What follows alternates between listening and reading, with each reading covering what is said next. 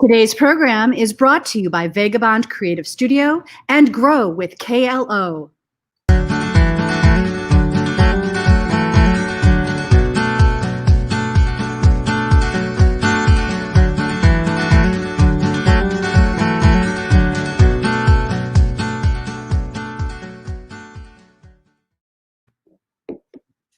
Good morning and welcome to the coolest coast. You are watching Coffee with Kristin over this way and Tina.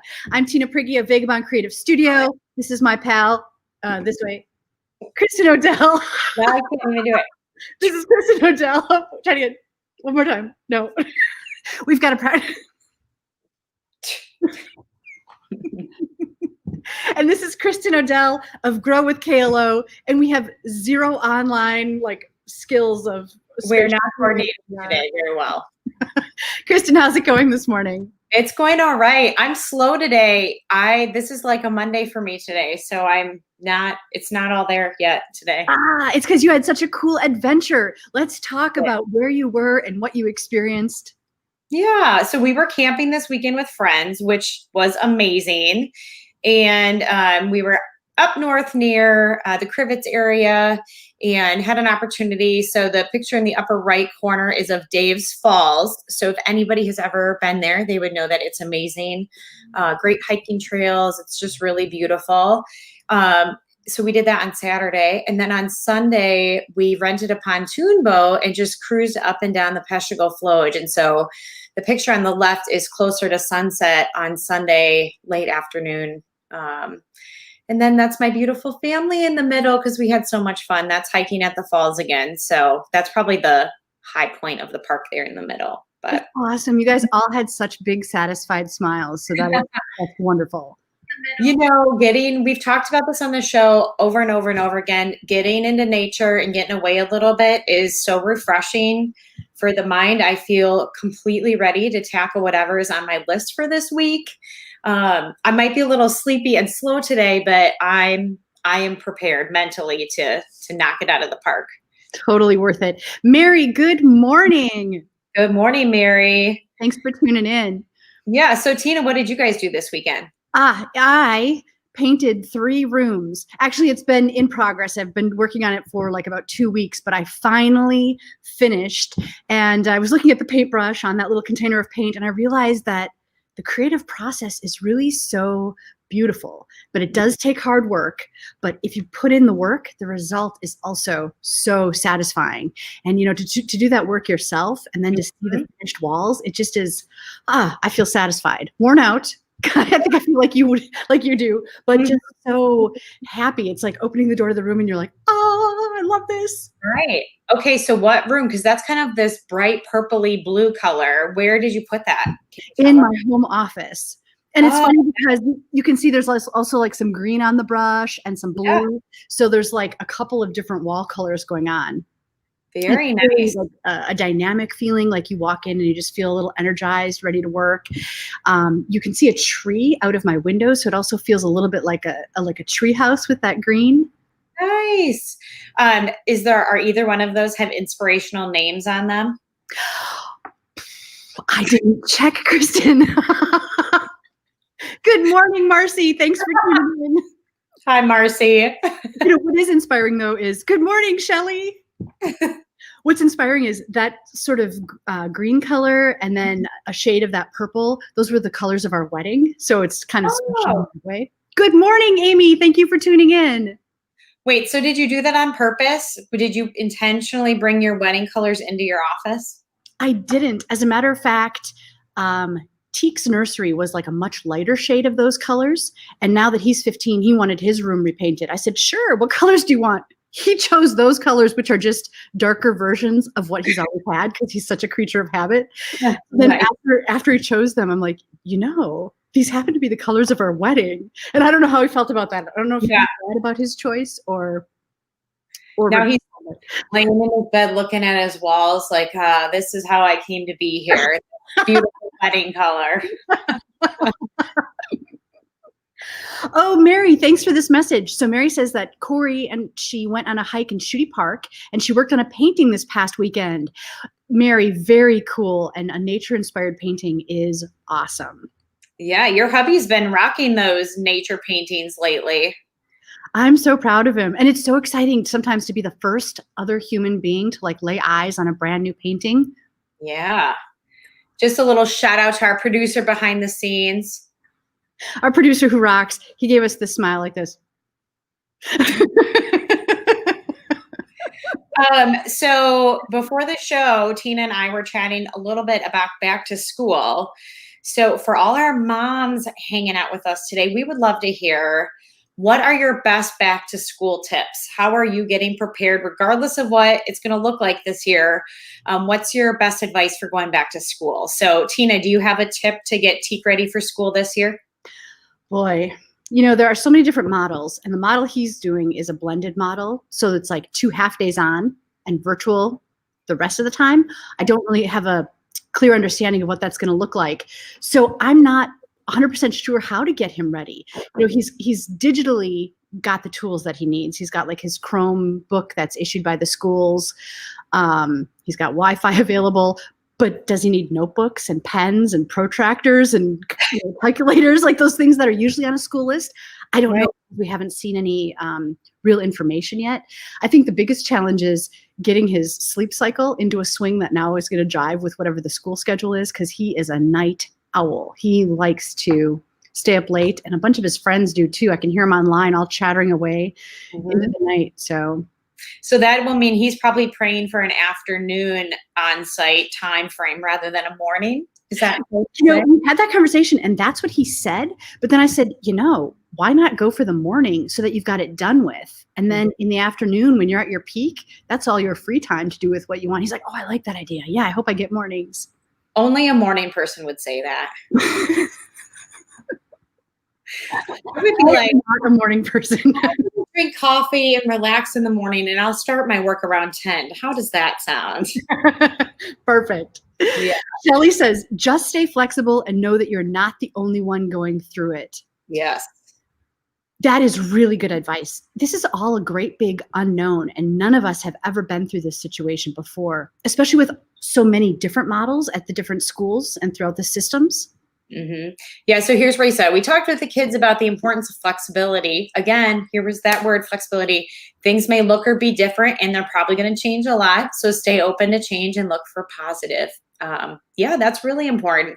It is going to be, we're going to be very agile human beings, I feel like, coming out of whatever this is going to look like. So yeah, Brisa, thank you. And that's a great point. You know, somebody asked me recently, how do I get my kids back on that school schedule you were talking about, Tina? And I just simply said, we start setting their alarms. We start setting their alarms, you know, closer and closer to the time frame that school would normally start. And for us, we're going to be starting a little bit later, so they're going to have some flexibility. But, you know, just getting them used to hearing that thing go off in the morning and having to kind of get up. Even if they get up and just watch TV, they're at least kind of starting to reset the clock a little bit. Right. Really good point. You know, I've seen some cute pictures too that moms have been posting, like their back to school pictures. And, you know, a lot of them, it's like kids sitting at a computer ready to start. But my favorite one I saw was 2 girls like zonked out, sound asleep in their bunk beds. And the mom had taped a sign on the bunk bed, and it said, like, you know, Sue, grade 9, and she's totally asleep, first day of school. And, you know, like Kelly, grade 7, first day of school. Some days you're going to look back at those pictures, I feel like, and laugh or giggle or cry or something, right? So are the girls kind of excited to start? Are they looking forward to getting back into it?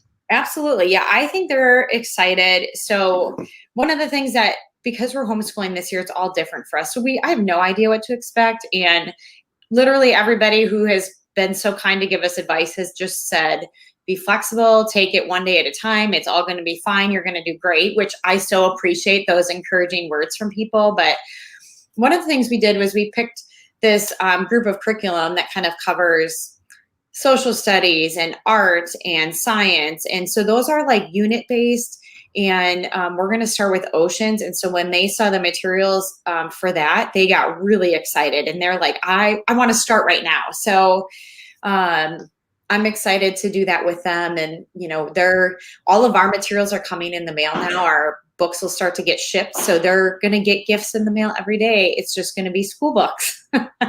It's kind of a cool way to learn, actually, the fact that you'll be involved, because you'll be able to then have that, what you're learning, as talking points. So, Right. If you have a unit on sharks or, deep water life, later on in the day, you can still be talking about that, which is cool conversation, but then is also reinforcing what they studied, and it keeps you, tied in. It's kind of a cool situation. It is. And there's tons of opportunities to like go down a wormhole. So if they read something or see something, we can go to the library in the afternoon and find a book and pull it and look at it, or research, get their Chromebooks out and research it, or do whatever whatever they're interested in, or whatever grabs their attention is what we're going to work on, or what they can write about. So I'm excited for that. I'm excited to watch them learn about what's going to be challenging for them versus what they're going to enjoy too. So. Oh, cool. So Amy is texting in from Colorado, and she said they headed back last week with 1 day of orientation at school. And this week, kids are at school 2 days a week and 3 days at home with virtual and independent learning. Interesting. So Amy, is that working well? And do you enjoy the at-home independent learning part? Is it kind of like we were talking about, where you're learning what the kids are learning, so it, kind of deepens the conversation? Mm-hmm. So I saw a quote on Facebook last night before I went to bed that said 2020 is the end of the working mom year. Now I see you're having a reaction to that. I also had a bit of a reaction. Tell me what you're thinking. No, tell me more about, did it have more information? It just said, because of everything that's going on, specifically around school and this necessity to support our kids in our homes, moms are hanging, I shouldn't say only moms, because I fundamentally believe there's moms and dads both trying to do it, but it's basically the area of moms hanging up the, I'm going to work, and staying home because there's nothing else to do. Okay, so Amy's following up and said, yes, able to reinforce things. So that's awesome. And then she saw the same post that you saw, Kristin. So I guess the reaction is, I would love the opportunity to have stayed home when my kid was young. I think that that's so important, that bond, what moms can offer their kids. But I'm also afraid that if I had like knocked myself out of the workforce, could I have gotten back in? Would I have stayed connected enough to still be relevant? And I know back in the day, it was like the death knell for ladies when you got pregnant and you had a child, because you had to drop out and you weren't necessarily welcomed back in. I know today is different, so that's already a good thing. Tell me what you're thinking. Well, it made me a little bit sad, right? So I have my own business, and I'm certainly navigating some waters here where I'm trying to do both. And that's a little bit scary because I don't know how it's going to go. I believe that it's going to work, but that is not the right website, Jason. That could go with KLO. Very close. Okay, hold on. Go with KLO, but you need to grow first. So I don't know. I really love working, and I feel like there's times where it fills me up.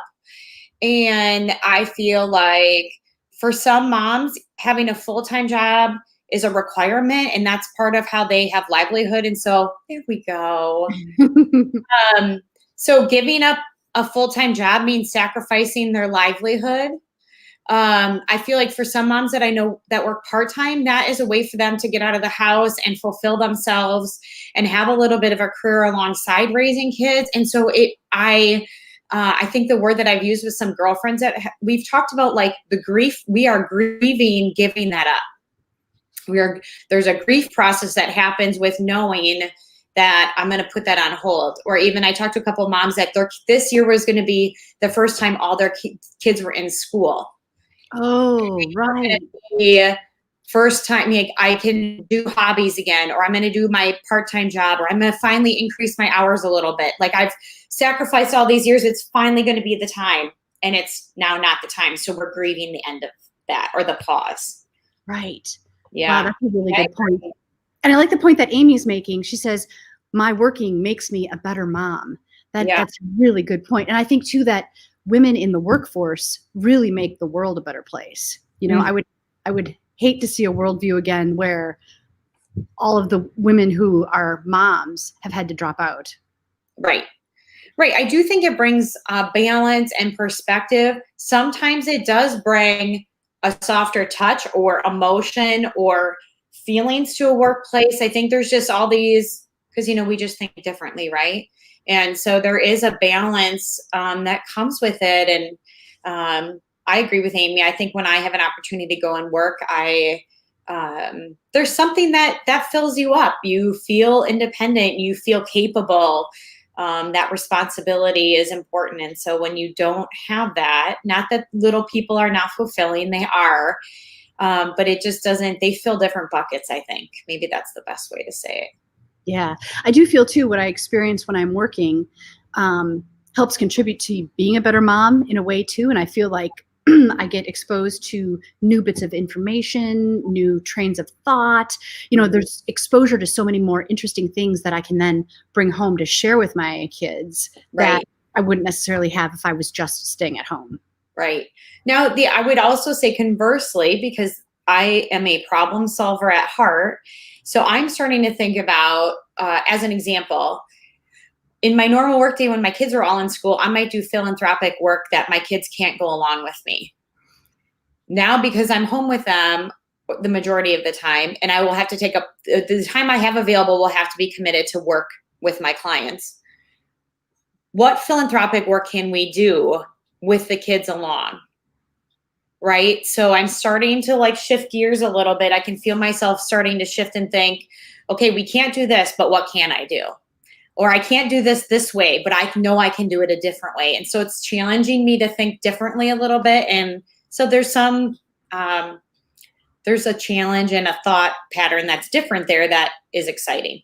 I kind of like that model though, where you're involving the kids in your philanthropic activities, because what a great example. You know, you're modeling then how to take good care of your community rather than doing it when they aren't aware, you know, doing it when they're already busy. Right. By including them, you're rocking their world. You're already teaching them to become and grow into being good philanthropists. Right. Well, I think, you know, we're still in an age where a lot of our nonprofit friends are not fully open, or they have very limited services, but they still need support, right? And financially is one of the ways that you do that. But like, let's be honest, I got a ton of weeds in my yard. I'm certain those local nonprofits need their weeds pulled, or painting outside, or, you know, there's all kinds of projects that people need. And so there's always something that can be done. You know, I saw a cool post over the weekend about a school, because they're, you know, doing everything virtually, for their gym class credit.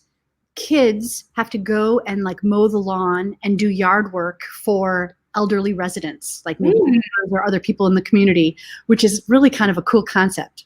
Yes, I love that. I'm curious about how many people actually do it. I know that's such a skeptic thing to say, but yeah, I wonder how they verify that.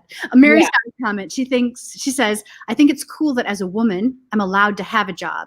Years ago, women were not able to work outside the home. We've come a long way, and I'm proud of that. I've been working since I was 14, and it helped me to have the work ethic. Yeah. Right. Mary, I agree that comment really resonates, because it's true. Women had to work so hard to get to where we are today. And I think, you know, we assume that it's status quo, but we're really lucky here that it is the status quo currently, because it's not for all women everywhere. And it wasn't even a couple of generations ago the norm for women to be able to have a job. I think in your quote, you said allowed to have a job. And it's unsettling to think that there's even that concept, right? To be allowed to have a job. So yeah, you're right. We don't want to slide back or lose everything that women have accomplished. Yeah, I hate that word allowed. Ew. It's such a yucky word. But you're absolutely right. And you know what? One of the other things when I think about this, Lane, is I'm so thankful I get to do what I do. I'm thankful I get to be a business owner. I get respected and trusted with male and female presidents and CEOs who have to make decisions, right? And they believe in the work I do, and that's so fulfilling. But at the same time, when I think just about what happens in my house, Doug is the breadwinner just because he is. And so when you think about, well, who's going to stay home, or how would we tackle this? It's a natural default that he would continue going to work and I would stay home. Take everything out of it. That's the natural default. And I see this happen in other places too. And I'll just give you another example. When I commission and coach for softball, that's not the only thing I'm doing, right? I'm working, I'm doing other stuff. And I think about, why aren't other moms doing this? Why aren't other moms coaching? Why aren't other moms involved? Well, naturally, I feel like your plate is full of family, right? We still have doctor's appointments and other stuff. There are things that, just because of the way things are, Doug doesn't ever have to think or worry about when the kids' dentist appointments are, or if they have their school supplies, in any given year, right? It's just how it is. So it's a natural thing that there's too much on the plate that you can't really fit another thing in, right? Regardless of how far women have come, regardless of whatever the situation is, it just kind of ends up being that way, unfortunately. And it's nothing against Doug. He doesn't make me stay home, Right.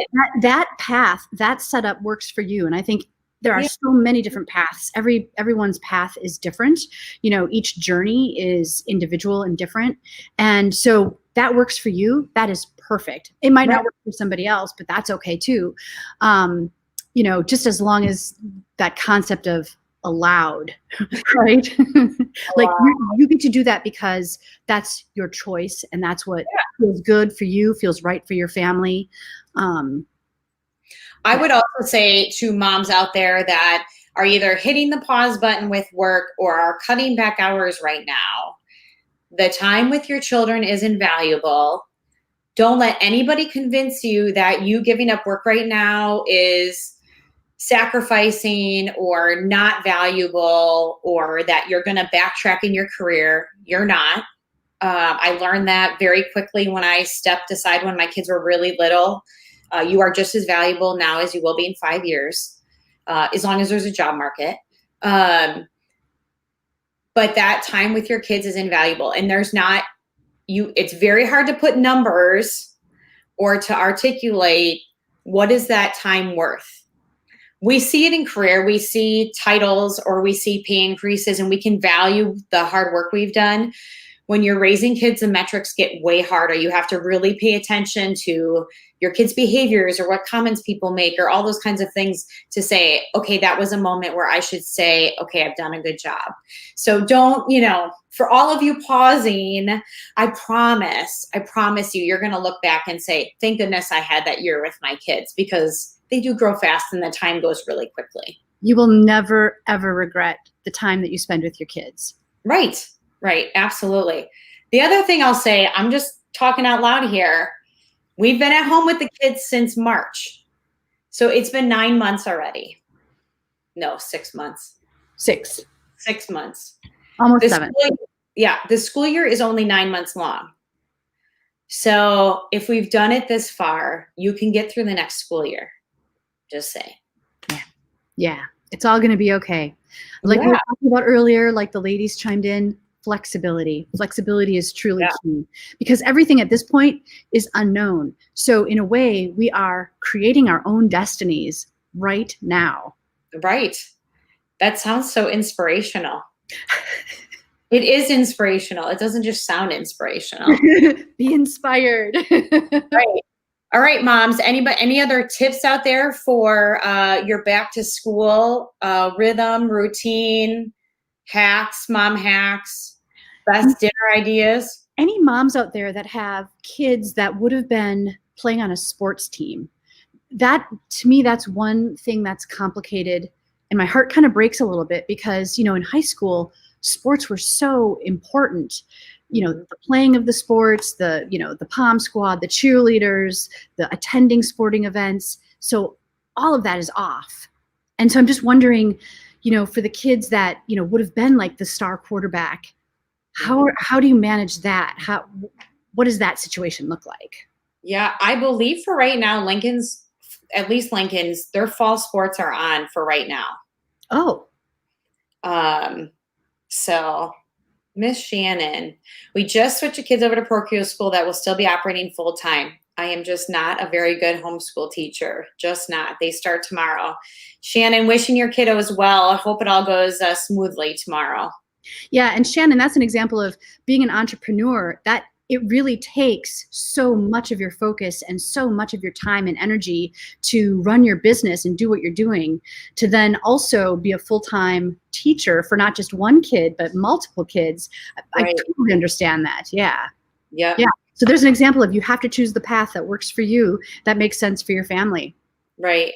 Were you an athlete in high school, Tina?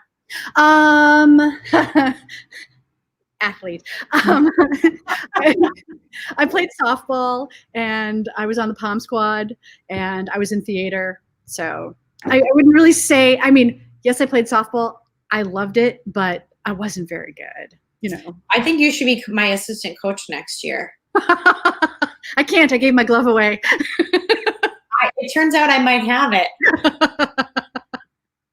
Actually, we should talk about this. So Tina gave us a couple of gloves. They're amazing. They're really fabulous gloves, and they're broken in already, which you can't beat. But one of them, I think, had your dad's name on it as well. So is this a third generation glove we now have? It is. So let's see. Oh, I think it was probably my brother's name, which is the same as my dad. So when we were really little, we were huge Milwaukee Brewer fans, like huge. And my favorite at the time was Raleigh Fingers. I don't know if you remember that picture, and he had the great mustache. And so, it was always really cool. Like, kids would have a glove, and if you were lucky enough, you got somebody to sign it, right? Well, I wasn't that lucky. So my dad, he was so cool. He signed it in the neatest penmanship, Raleigh Fingers. And it didn't really matter that the actual guy hadn't signed it. It just felt like, oh, this is my Raleigh Fingers glove. But then, of course, kids running around the neighborhood, leaving things hither and thither. He had to put my name, he had to put my phone number, right, so it would get returned. And then when I outsized that glove, I think he just crossed out my name and then put my brother's name. And then when my youngest brother was born, you can see it crossed out again, but the Raleigh Fingers remains. So I'm gonna add Odell family to that list, and now it'll have 4, because Raleigh's name is on there as well. 4 names on it. Like, I love that. I think it's so cool. Thanks. I'm so glad that you appreciate it, and feel free to change the phone number, of course. Is that your parents' home number yet? Yes. So you might want to let them know in case they get a phone call. People pick up and be like, what phone number are we supposed to call? There's so many on here. I love that glove will live to see another day. It will. It's got many. If the girls keep playing, it has many years of play left in it. Nice. I really like the Mizuno glove too, that has like the little fur lining for your wrist. Yes. That Mizuno glove is amazing. It is the perfect softball glove. It is so well broken in. I think I might pick it up as my new glove. Ooh, that's awesome. It comes from Oita, Japan. So I know. Have I told you about this? Grace got Mizuno catcher's equipment this year, and we bought it used from somebody, but it's amazing. And she has a new catcher's glove as well. And just obviously it's good quality stuff. So that is awesome. Yeah. You're such a good mom, Kristin. Well, this has been an awesome conversation, and thank you to everybody that joined in and shared your comments, and thank you for watching. We really had a great morning. We will see you next time on